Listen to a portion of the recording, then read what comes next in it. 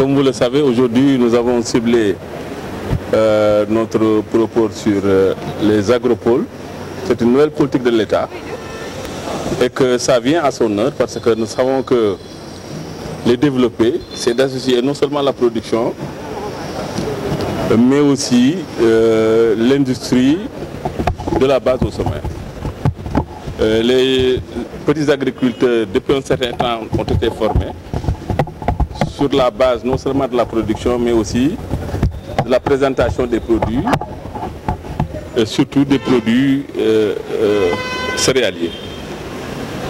Nous avons aussi jugé utile de les inciter quand même à travailler dans ce sens, sur la présentation davantage, pour capter quand même d'autres industries ou d'autres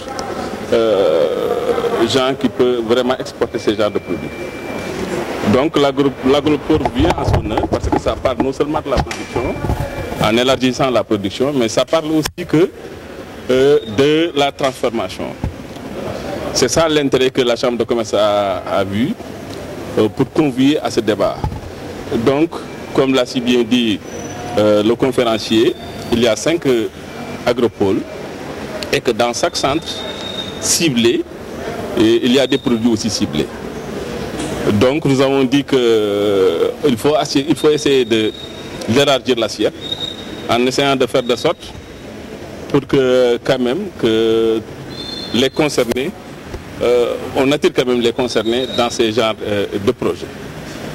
Les gens ont exprimé tantôt le besoin. Vous avez vu au sud que nous tous nous avons constaté qu'il y a des problèmes de conservation sur la mangue et d'autres produits.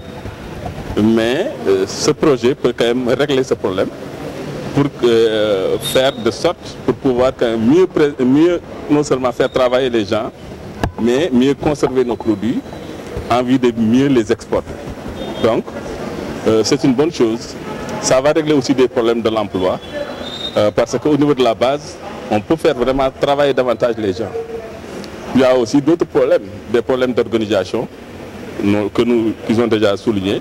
Il y a les problèmes aussi d'accès dans les zones de production, avec des pistes de production. Donc je pense qu'ils sont en train de cibler, de serrer les problèmes pour y apporter des propositions. Mais nous, en tant que secteur privé, nous pensons que c'est important pour nous.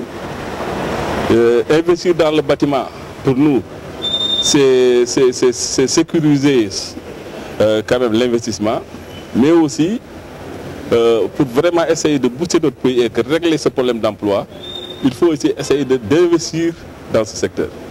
Donc, il y a beaucoup de créneaux, il y a beaucoup d'opportunités que nous avons mis à la disposition des opérateurs économiques. Ils sont venus vraiment nombreux ce matin à la Chambre de commerce pour pouvoir écouter et aussi essayer de voir comment ils vont faire pour participer davantage dans ce projet d'agropole.